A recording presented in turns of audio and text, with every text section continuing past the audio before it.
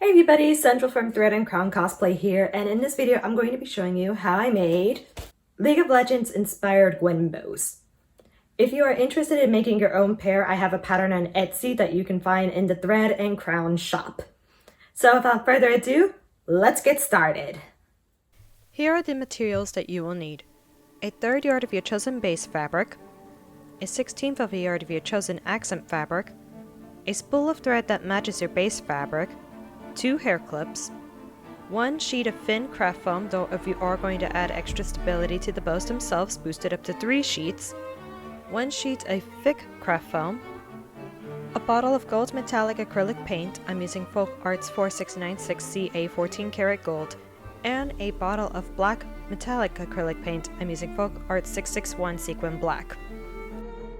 For the tools, you will need a pair of scissors, a hot glue gun with matching glue sticks, pins, paintbrushes, an X-Acto knife, a white fabric marking pencil or marking tool of your choice, an iron, and a paper towel.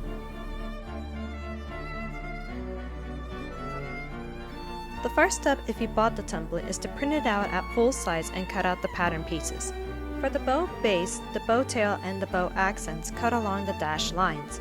For the bow diamond base and the bow diamond accent, cut along the solid line. To make the bow base, I lay my bow base template on top of a few folded layers of my base fabric and marked around it.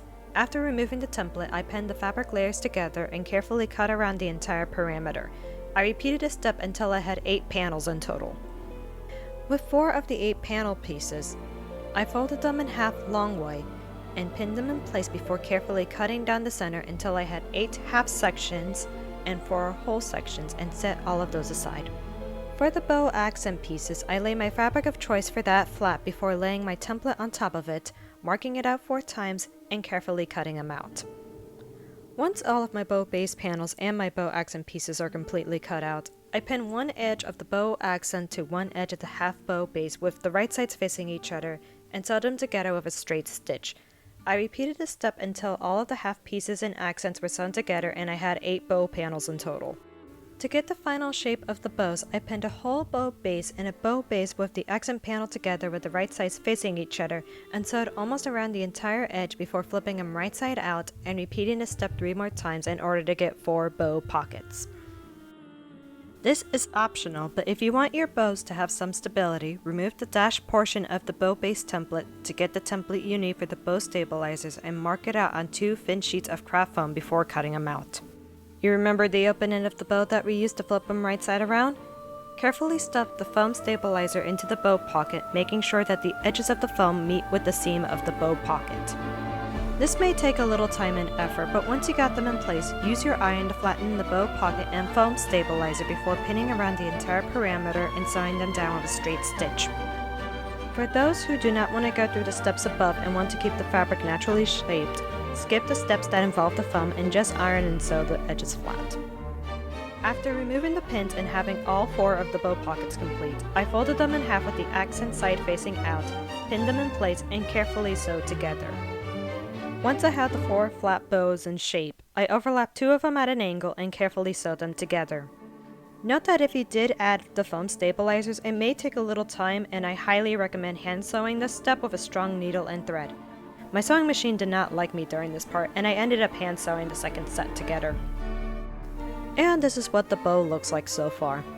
For the bow tails, I laid out 2 layers of my base fabric with the right sides facing each other flat before marking my bow tail template 4 times and pinning the fabric together. Using a pair of scissors, I carefully cut out the tails and continued pinning the fabric layers together before sewing them down with a straight stitch, flipping them right side out, pinned around the entire perimeter, and sewed around the edges.